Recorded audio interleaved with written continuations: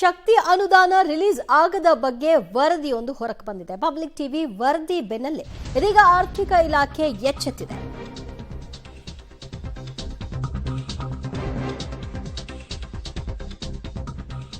Public TV ವರದಿ ಪ್ರಸಾರ ಆಗ್ತದ ಹಾಗೆ ಇದೀಗ ಆರ್ಥಿಕ ಇಲಾಖೆ ಎಚ್ಚೆತ್ತಿದ್ದು 4 ನಿಗಮಗಳಿಗೆ ಶಕ್ತಿ ಯೋಜನೆ ಅನುದಾನವನ್ನ ರಿಲೀಸ್ 441 ಕೋಟಿ ರೂಪಾಯಿಯನ್ನ ಬಿಡುಗಡೆ ಮಾಡಲಾಗಿದೆ. ಕೆಎಸ್ಆರ್ಟಿಸಿಗೆ 171.41 ಕೋಟಿ, ಬಿಎಂಟಿಸಿಗೆ 75.65 ಕೋಟಿ, ಕೆಕೆಆರ್ಟಿಸಿಗೆ 86.92 ಕೋಟಿ, ಎನ್ಡಬ್ಲ್ಯೂಕೆಆರ್ಟಿಸಿಗೆ 107.67 ಕೋಟಿ ರಿಲೀಸ್ ಮಾಡಲಾಗಿದೆ.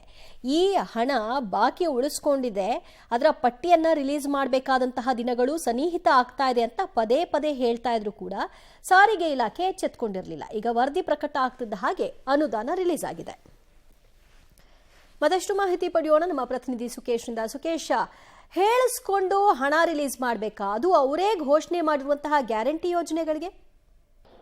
ಅದೇ ರೀತಿ ಆಗಿರುವಂಥದ್ದು. ಹಾಗಾದರೆ ಸರ್ಕಾರದ ಆರ್ಥಿಕ ಸ್ಥಿತಿಗತಿ ಏನು ಅನ್ನುವಂಥ ಸಹಜವಾದ ಪ್ರಶ್ನೆಯನ್ನು ಇದೇ ಕಾರಣಕ್ಕಾಗಿ ವಿಪಕ್ಷಗಳು ಸದನದಲ್ಲೂ ಎತ್ತಿರುವಂಥದ್ದು ಮತ್ತು ಬೆಳಗ್ಗೆ ಅಧಿವೇಶನ ಸಂದರ್ಭದಲ್ಲೂ ಕೂಡ ಈ ಬಗ್ಗೆ ಆರೋಪವನ್ನು ಮಾಡ್ತಾ ಇರುವಂಥದ್ದು.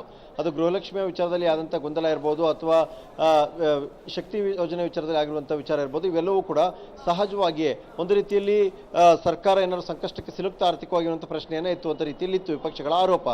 ಇಲ್ಲೂ ಕೂಡ ಹಣವನ್ನು ಬಿಡುಗಡೆ ಸುಮಾರು 4,006 ಕೋಟಿಗೂ ಹೆಚ್ಚು ಹಣವನ್ನು ಬಿಡುಗಡೆ ಮಾಡಬೇಕಾಗಿತ್ತು.